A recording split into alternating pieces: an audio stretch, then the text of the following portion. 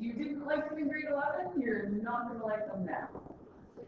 Actually, they're fine. Well, I don't know what to do. What's the shape? this. Oh, they can do Easy. Easy peasy. Okay, so radicals are obviously your root signs. You can write them as rational exponents, right? You can do that. Right, if I have the square root of x, how would I write that as a rational exponent? To the exponent, whatever. All right. Are you excited? That's good. We're going to do positive principal roots. Positive principal roots. What does that mean? Okay, break it down. Positive. That means not negative. That's good. That's good. Principal. So that means we're taking the positive, and it's going to be the principal. It's going to be the number one. It's going to be what we need. Positive principal roots. So you are going to look at the positive answers for your square roots. Make sense, everybody? Okay. So, what's the restriction on this radical? What can it not be for a square root? Negative, right? Can't take the square root of a -2. That's an imaginary number. So, we can put a restriction on it. What's the restriction? So the restriction would be x has to be greater than or equal to 0. The reason why I mentioned that is, can it be 0? Yes. Square root of 0 is 0. The reason why I mentioned that is that will help you make your table of values. What you can expect is that there's going to be no values left of the y-axis, because I can't have negative x's. If it was a cube root, could I have negative x's? Yes. Okay, so where should I start my table of values? Anybody want to consider? 0.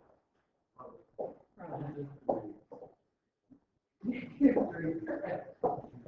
Almost like I didn't say anything before. Okay, so 0, 1.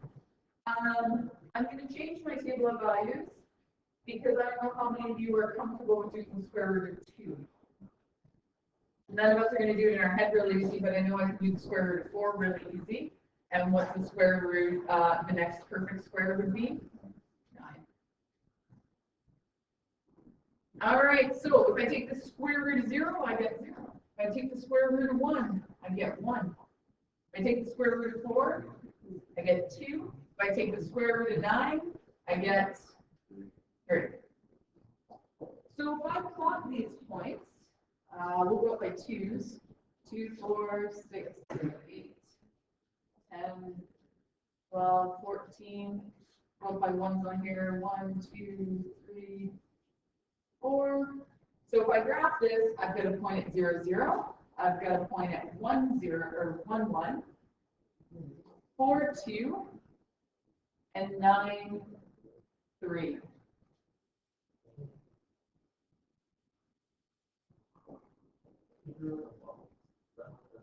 What?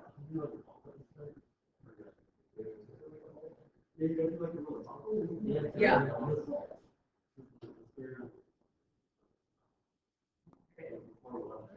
Yes.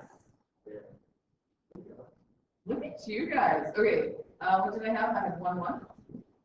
Okay, so the bunch that they're talking about is if you do the values, do the square roots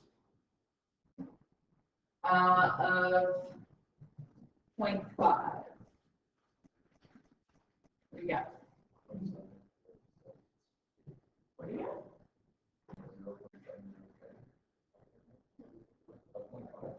Yeah.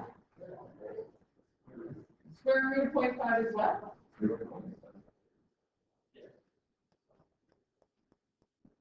Okay. So if I have 0.5, so there's my 1, there's my 0.5, it is actually bigger than the number, bigger than the x value. So it's going to be slightly above there. So the way this graph goes is it's kind of got a little bit of a bubble here, and then it smooths out. It should go up, over, like make a little hump between 0 and 1, and then it's going to smooth out that way. It's really hard to draw with a marker in technology here. I hope you guys can do it. We'll be looking for that on your provincial exam. We'll be looking for that little bump on your provincial exam. All right, so here we go. We are going to graph radical function using transformations. This, ladies and gentlemen, is your basic radical graph. This is like your basic cosine graph, your basic sine graph. You need to know it because we're going to do transformations off this one. Okay, so same sort of thing here. You've seen these all before. A is the vertical stretch. B is the horizontal stretch, but what do we know about B? What do we know about B? What are you going to do with B? If it says 2 here, what are you going to do? Multiply by the reciprocal. H is your horizontal shift, and K is your vertical shift. These are all the exact same as before. You feel smarter?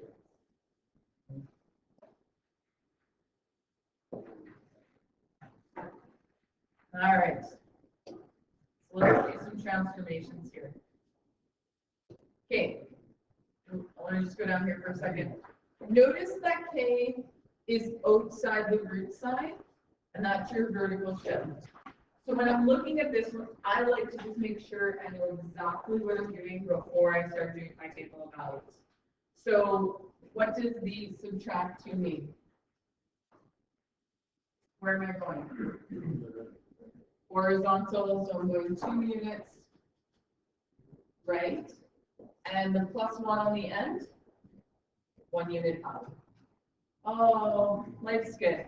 So my original root x graph, my table of values was 0, 0. I'm going to throw that 0.5 in there, and that was 0.71 something. 1, 1, 4, 2, and 9, 3. Right? You guys agree with me? That was the original. So now, if I do my new table,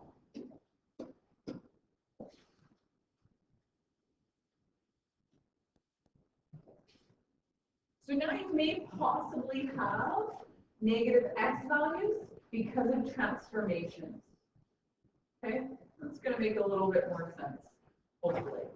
So if I were to look at this, what would the restriction be on this equation? X has to be greater than or equal to, because the whole thing under the root sign has to not equal 0. Now we have more junk under the root sign. So my restriction here would be x has to be greater than or equal to 2. If x was 1, then I have a negative value under the root sign, and that wouldn't work. Okay, so let's fill this in. So I'm going 2 units right. So if I was at 0, I'm now at 2. I'm going 1 unit up. So I was at 0, so I'm now at 1. This will move to 2.5. This will move to 1.71. 1 will move to 3. Maybe I should just go down my x's. 4 will move to 6. 9 will move to 11. So really what I've done is I've added 2 to all my x's, and on my y's I'm going to add 1. So now you just need to graph those points. Ooh, I gotta state the domain and range. Let's graph first. Okay, I'm gonna go up by 1 again. 2.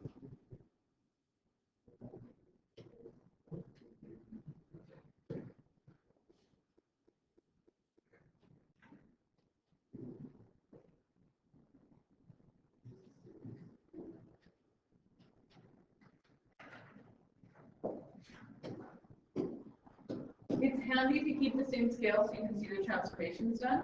So normally when my graph starts at the origin, it's not this time. It's going to start at 2 and 1. My next point is 2.5 and 1.17. So that's going to be about there. 3 and 2. So if you just stop and look at that, if I were to connect those dots, that would give us that little bump. If I connect those dots right now. I'm going to have 6 at 3, and then 11, which is off my thing, at 4. Over, and then smooth out. Now we're going to see the domain range for that. Do the domain range.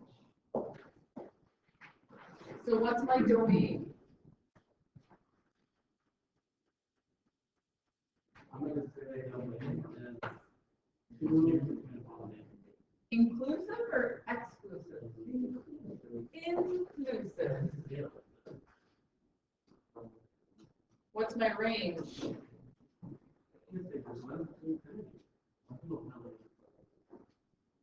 I already put the square bracket, I'm not going to erase it. So it is inclusive of 1. So that's your starting point. That's going to be the starting point of your domain and range. FYI, chapter 2 only has 3 lessons in it. Cool. We're going to go right into chapter 9 after that. That only also has 3 lessons in it, but I'm going to keep the tests separate. I know Thompson did them together. I'm keeping them separate. You won't have any quizzes for them. Nope. Yep.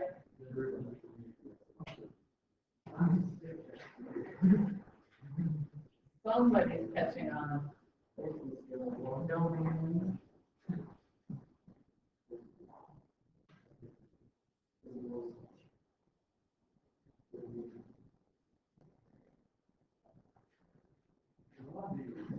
Can we get through?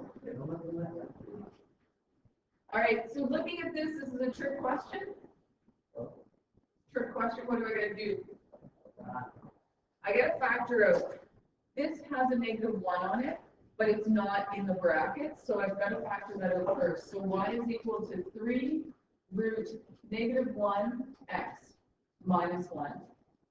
If you don't do that, you're going to get the wrong shifts. You won't get the wrong stretch, but you'll get the wrong shift. All right, so what does the 3 tell me to do? I have a vertical stretch by a factor of 3. What else is happening? What's that -1 tell me to do? Reflect where? Reflect in y-axis.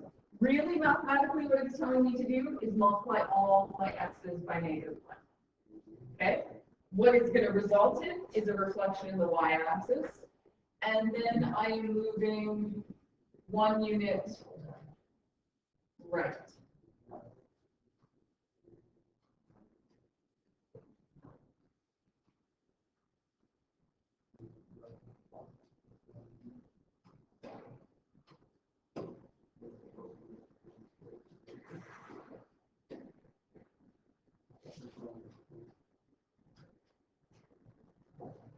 Okay, so with all that said, what am I doing? Okay, you guys chose to take this course over.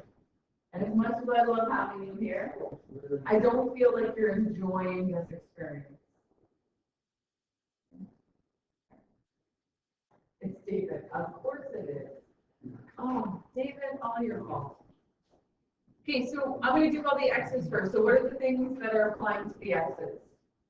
They're multiplied by -1 and 1 unit right, which tells me to do what to my x values.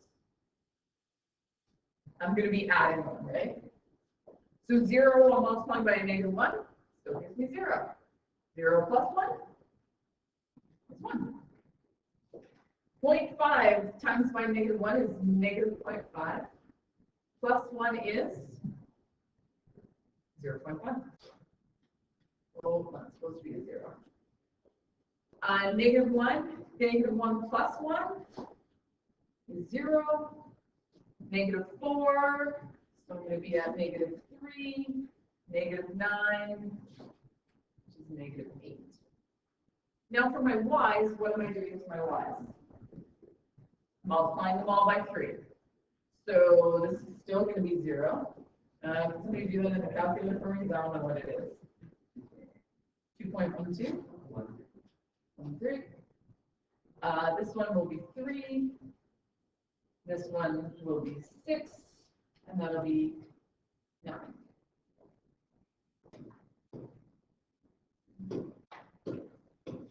Okay, so 2, 4, 8, -2, -4, -6, -8.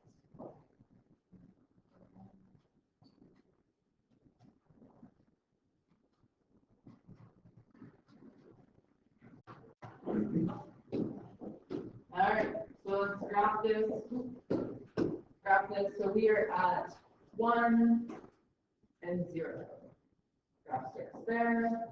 I'm at 0.5 and 2.13. See it right there. I'm at 0 and 3. This one is an ugly graph. -3 and 6, which would be off my graph.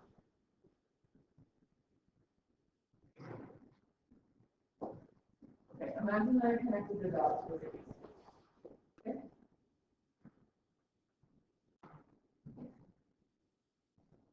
Too many rings for that one?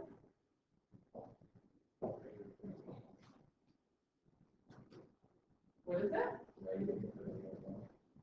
Negative infinity to +1, and +1 is included in there. The range.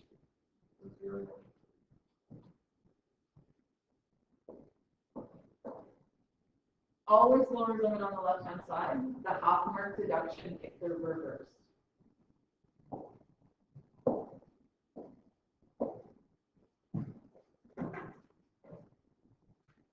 Okay, right.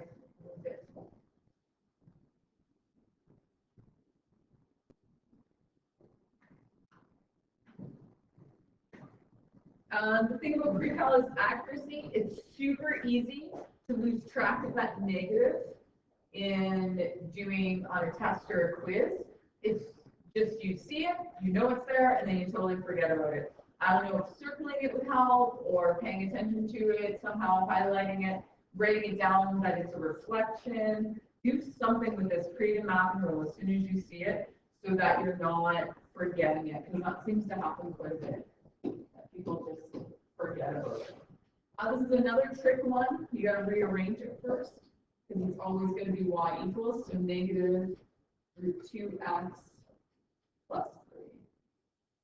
So that negative tells me that I'm reflecting where? Right now we're in the x-axis, but that means I'm times my y values. So y values by -1. The 2 is a horizontal stretch of factor 1/2. That means I'm taking all of my x values and I'm timing them by half. And the 3 means I'm moving 3 units up, so I'm going to be adding 3 to my y's.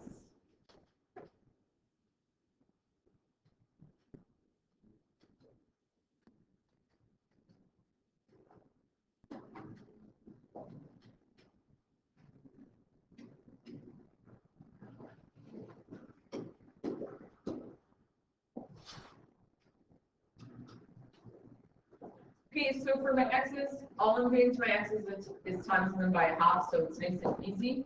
What's 0.5 times by a half? 0.25? Would you agree with that? Sure. That'll be 0.5. This one will be 2. And this will be 4.5. I might have to change my x scale this time. For my y's, I'm multiplying my y's by -1, and I'm adding 3 to them. So this would be 3. This one would be positive 2.29. That's 2.29. This one will be 2,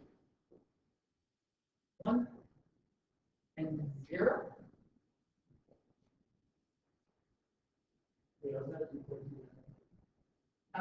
So it times this by -1, we have -0.7, and then we add to it 3.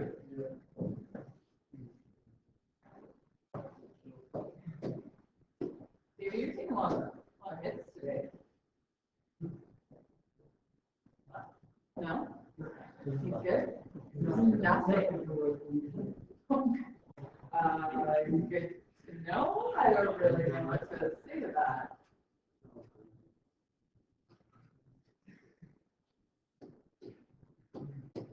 I changed my scale on this one, so the graph's going to look a little bit different. So I've got 0 and 3. I've got 1/4 and 2.27 right there. I have 0.5 and 2. And when I actually do it right, I'll show you. So when I'm connecting these dots, you can see that there's going to be that little bit of a bubble over those. At 2, I'm at 1. At 4.5, I'm at 0. I gotta connect these. It is upside down.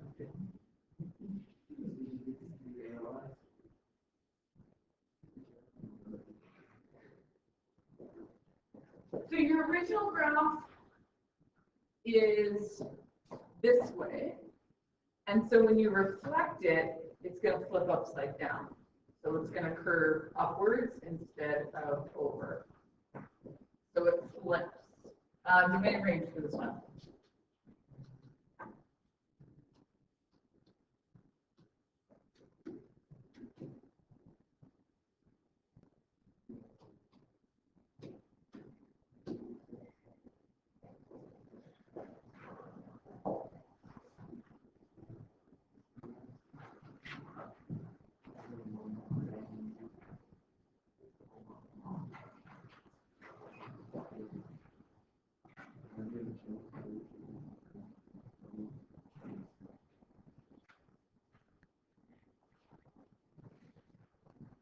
Are we okay?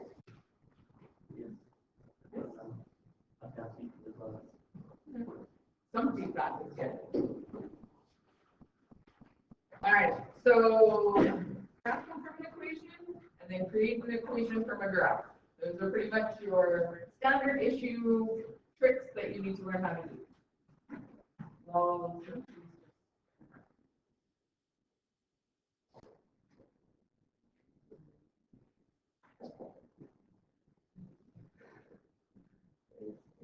All right, so I'm looking at this. I was like, oh, this is just our original graph. It's not. So our original graph is 0, 0, 1, 1, 4, 2.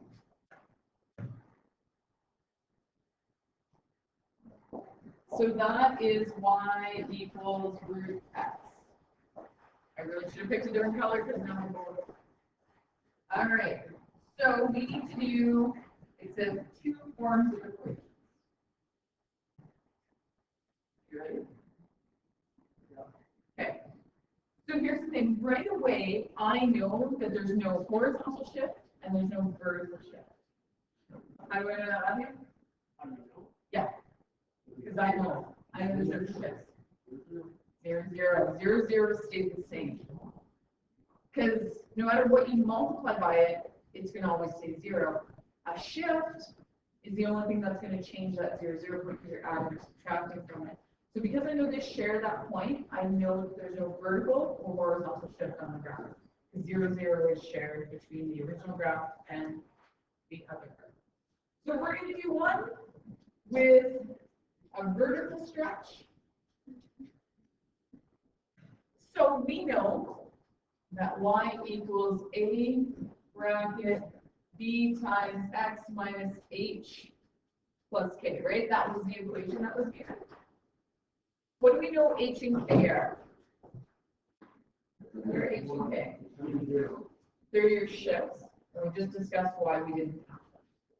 So really, I can write this as y equals a b x. Is everybody okay with that? Because of the zeros.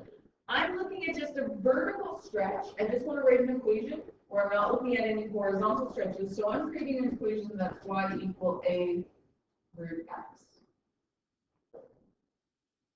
So taking that really big formula and taking it down to that, that's it. So now the question is, how do I solve for a? Any suggestions? Yep. So I'm going to pick a point. I'm going to pick 4 and 1. So I'm going to substitute in my point 4 and 1 into my equation. So 1 equals a square root of 4. 1 equals 2a. A is equal to 1/2. So the equation that I just created that's going to result in a vertical stretch is y equals 1/2 root x. You guys have done these before in grade 11 with the width of the parabola.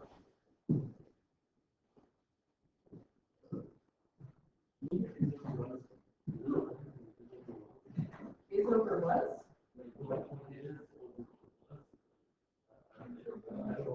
Yeah. You guys don't like it. I try to do similarities, similar triangles, ratios. You shot me down when we were doing you have me off week. All right. So now I just stick to formula because I got told. So now I'm going to look at it as if it's only a horizontal stretch. The question asks me to give it in 2 forms. So that's what I'm doing. I don't think I would ask you to do this on a test, but I've been known to be a little bit wild and crazy. So when we will go back to this step, now I'm looking at, if I'm here, what letter am I just forgetting about? A, because it results in my vertical stretch.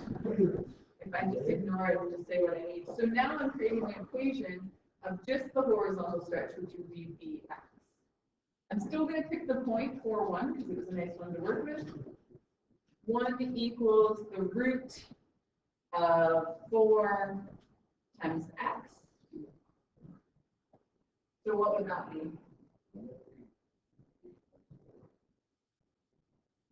Oh, sorry, yeah, b times 4, I apologize.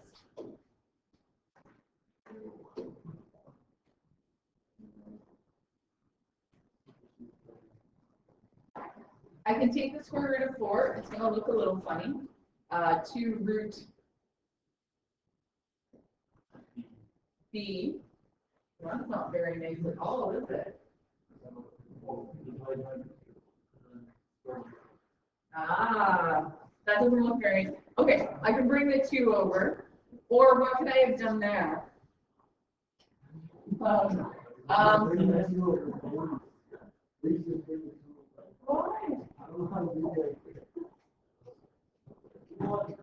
Square both sides. What's 1 squared? Gives you the same answer either way you cut the mustard. Pardon? But I didn't square root it squared. That avoids that. We are talking though, like I said at the beginning of the lesson, we're focusing on the positive principal root when we're dealing with these, so that's what we want to. But he's right though, it's important because half the time I need you to look at both, and the other half the time I want you to look at the positive principal root. You can't trust me. Yeah. I don't know. I don't know. It's like you're not holding up. I don't know. Just go with me on this one. All right.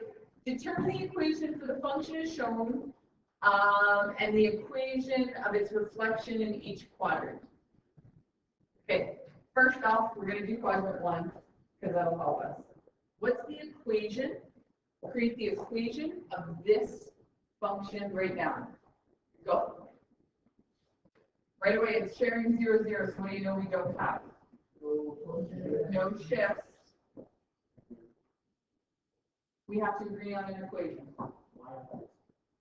Okay, start with that.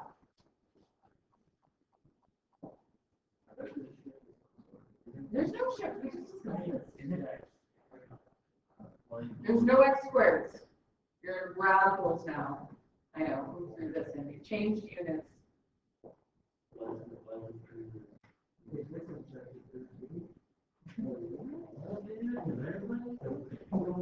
I'll tell you that there's only one stretch.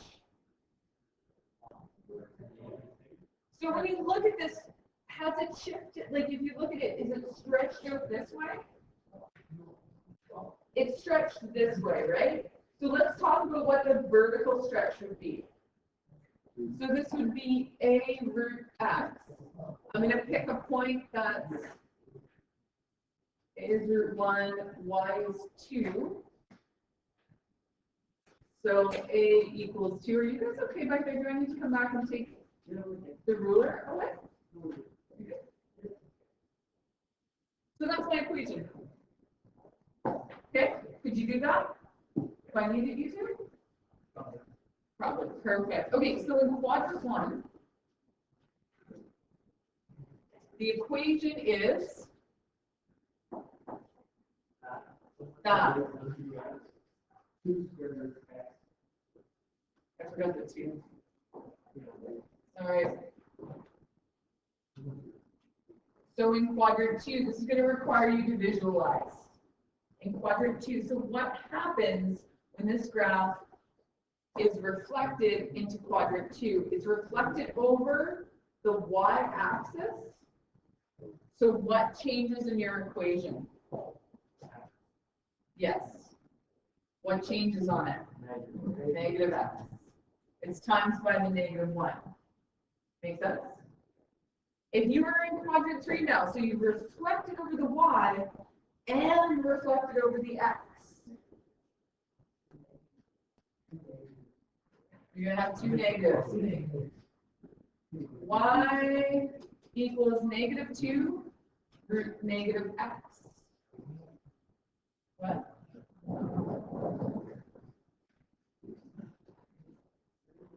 And in quadrant 4, that means you're flipping it down. You only have one reflection. It's been reflected in the x-axis only. So y equals negative 2 root x. Are you guys good with that? Easy peasy? Perfect.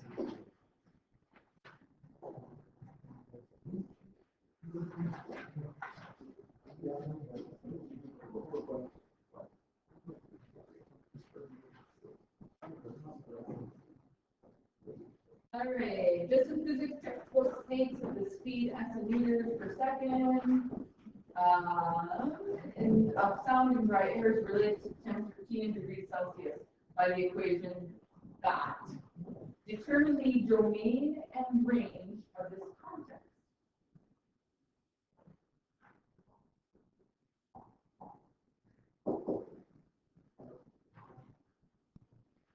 Okay, so let's think about speed just in general. So is speed the x or the y? Is that the domain or the range?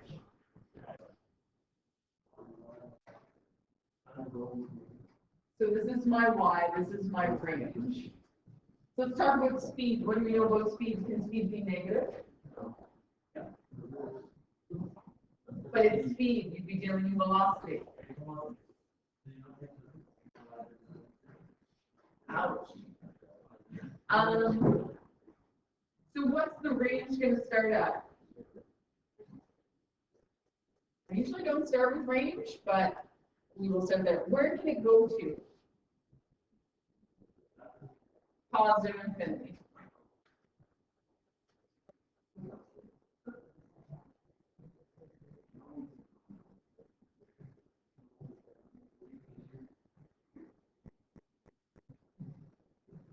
Okay, so what can't happen under the root sign? negative. So this goes back to the restriction conversation. What is the restriction on the variable under the root sign?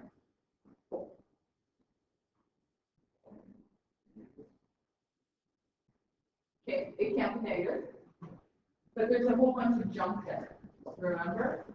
So when we had the x minus 2, when we had this equation, y equals x minus 2, x minus 2, our restriction changed from not just being a negative, x had to be greater or equal to 2, right?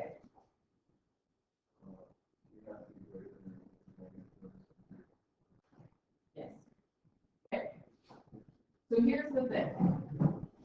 So our restriction here is t has to be greater than or equal to negative 273.15. If you substitute this value in for t, what do you get under the root sign? 0. 0 times by 331.3 is 0. That would mean speed is 0. That's your starting point of t. So my domain, which is the t variable, would start at negative 273.15. And this is the thing, this is why the restriction is important, because you said t has to be greater than. So I know that that's the lower limit, and it's on its way to positive infinity. It is. In Kelvin, yeah. What do you mean? I don't know what you're talking about. If I didn't know what? Because I just went through what you two were talking. It's the restriction of t, right? It's a restriction of t. That's the value that will give you 0 under the root sign. So that's your starting point. This always shows up on a test, and I've seen it consistently show up enough on provincial exams. Give you an ugly looking equation and ask you to do the domain and range.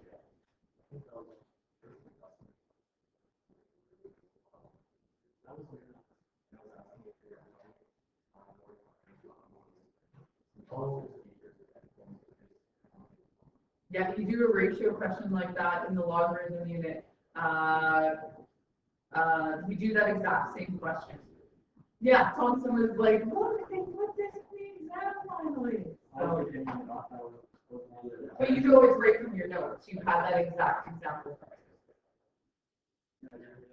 Good part is if it showed up on the January exam, it's unlikely, I won't say won't, because I don't write these exams, it's unlikely it will show up. I know. One. Well, now that I've said that out loud, it'll probably be there, right? Okay, so now it's determined this speed of sound, meters per second, for each of the following temperatures. So at 20 degrees, what is it? So essentially what you're doing is you're substituting these values in for where you see T.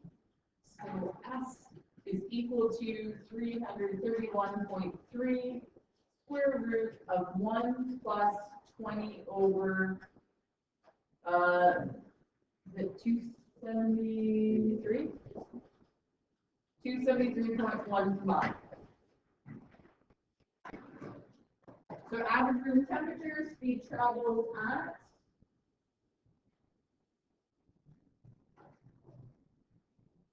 it says rounded to the nearest meters per second. So 343 meters per second. That's pretty fast. I'm going to put in for 0. I put in 0 in there. I think you could even do this in your head. Yeah?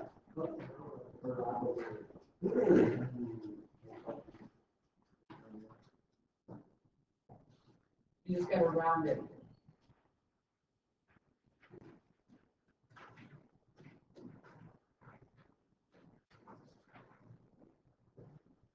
Okay, coldest temperature ever recorded in Canada. Negative 63. I wonder where that was. It should be negative. Johnson. Isn't that cold? Look at this winter.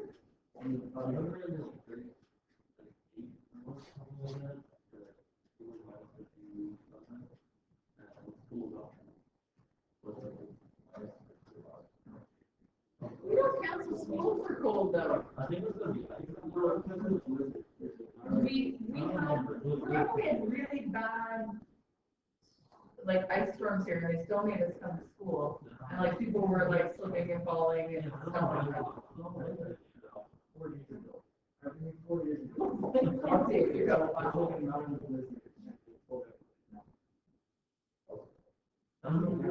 ago. You know what, maybe they did, but you know what, and for teachers, they say we have to go. You know, Snowmageddon last year, the first day of Snowmageddon, you guys got the call that school was canceled, and it said staff has to go, administrators, sorry, have to go into the building to work. I made it in, no one else made it in the truck. We got the truck like kind of past the drift and in here, and then I had to like hike through, and I was like crawling over the snowbanks to get in. We had to tow, our secretary got stuck, so Brian was trying to tow her out. It was a disaster. I texted the student team, I'm like, I'm in, stay at home. This is, it's crazy, you couldn't get in. Then they canceled it for everybody else, so we get in the beach. Yeah, and that, like, it just, we had taken a whole week off, like Friday, it wasn't snowing anymore, but all the doors were totally, like, emergency exits and stuff were completely covered, and there just wasn't enough time to get it shoveled out.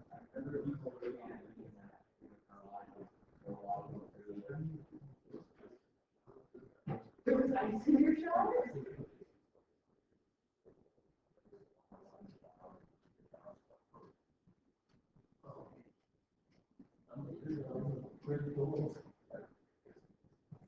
The snow drifts straight over the roof onto the driveway, and I just didn't know how, like, my car was just gonna park in there until like July, I think. The garage was just impassable, so.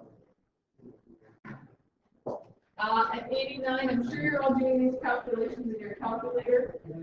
You did them? Oh, all in your head? Woo. All right, that's intro to Raffles, done and done.